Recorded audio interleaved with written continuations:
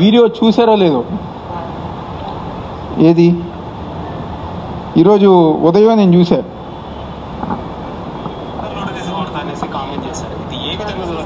నిజంగా జగన్మోహన్ రెడ్డి బట్టలు ఉడతీసేవాడైతే వాడి పెళ్ళం ఎందుకని అవినాష్ రెడ్డికి ఉదయం పూట 3 గంటలకు ఫోన్ చేసింది. వాళ్ళ పిల్లల హైట్ ఈక్వల్ టు. ఇలాంటి వీడియోలు చూసినప్పుడు పొద్దున్నుంచి రక్తం మరిగిపోతుంది.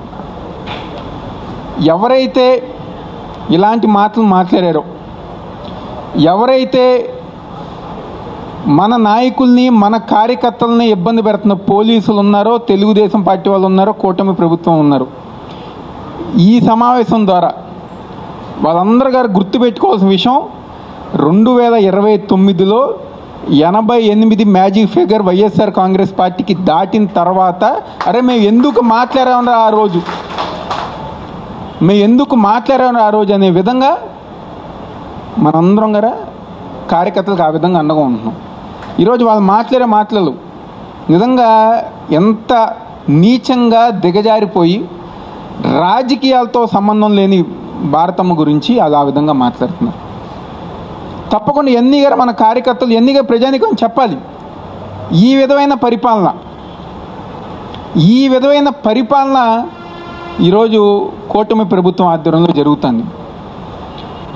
కాబట్టి రాబోయే రోజుల్లో తూర్పు నియోజకవర్గంలో అంటే డివిజన్ కమిటీల దగ్గర నుంచి మన ఆర్గనైజేషన్ అనేది ఒక బలమైన ఆర్గనైజేషన్గా ఈరోజు మన తూర్పు నియోజకవర్గంలో మనం బలోపేతం చేసుకోవాలి.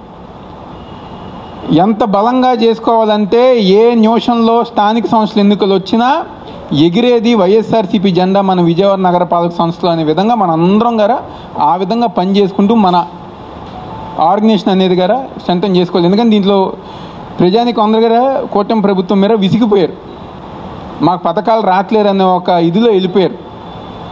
ఇవన్నీ గారు వాళ్ళు చూస్తున్నారు. కాబట్టి తప్పకుండా రేపు ఒక బలమైన ఇదిగా నాకు తెలిసి ఈ వ్యతిరేకత చూసిన అదే వాళ్ళు ఎలక్షన్ పెడతారో పెట్టరో అని నాకు డౌటే.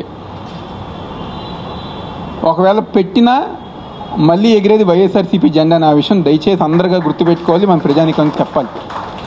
ఆ విధమైన బలమైన ఆర్గనైజేషన్ మన నియోజకవర్గంలో ఇచ్చేసుకోవాలి. ఏప్రిల్ 15వ తారీఖున పెద్దలందరూ గారు ఆ ఒక పూజా కార్యక్రమాలు మీ డివిజన్స్లో ఏ ఏరియాలో పెడతా అనేది కార్యక్రమం ఉంది అన్నీ గారు నిర్ణయించుకుని ఒక మంచి కార్యక్రమం ఉదయం 8 గంటలకి నెహ్రూ గారి ఘాట్లో నివాళులు అర్పించి, తర్వాత 9ంటికి ఏదైతే మన రమేష్ హాస్పిటల్ దగ్గర ఉన్న ఆయన విగ్రహం ఉందో దానికి గర నివాళులు అర్పించి అక్కడి నుంచి ప్రతి డివిజన్కి గర కార్యక్రమాలు నిర్వహించే విధంగా ముందుకెళ్తాం జరుగుతుంది. అదేవిధంగా ఏదైతే మండల కమిటీలు ఉన్నాయో, కొత్తగా ఏర్పడిన మండల అధ్యక్షులు పెద్దలు, కార్పొరేటర్స్ కానివ్వండి, డివిజన్లో ఉన్న పెద్దలు కానివ్వండి, డివిజన్ అధ్యక్షులు కానివ్వండి, లేకపోతే రాష్ట్ర కమిటీలో ఉన్న పెద్దలు అందరం గారు సమన్వయపరుచుకుని కోఆర్డినేట్ చేసుకుని ఆ ఒక ప్రఫార్మా మండలానికి సంబంధించి ప్రతి పర్ఫార్మా గారు అందరూ తీసుకెళ్లే విధంగా ముందుకు వెళ్ళాలని చెప్పని కోరుకుంటూ, అదేవిధంగా ఒక రాబోయే రోజుల్లో ఏ కార్యక్రమం వచ్చినా, ఏ నిరసన కార్యక్రమం వచ్చినా, ఏ ధర్నా కార్యక్రమం వచ్చినా మన ఆర్గనైజేషన్ కనుక స్ట్రాంగ్గా ఉంటే ఎట్టి పరిస్థితుల్లో పిలవగానే 200-300 మంది ఊరికినే వస్తారు. ఆ విధమైన ఆర్గనైజేషన్ మన తూర్పు నియోజకవర్గంలో మనం ఏర్పాటు చేసుకోవాలని చెప్పని మనస్ఫూర్తిగా కోరుకుంటూ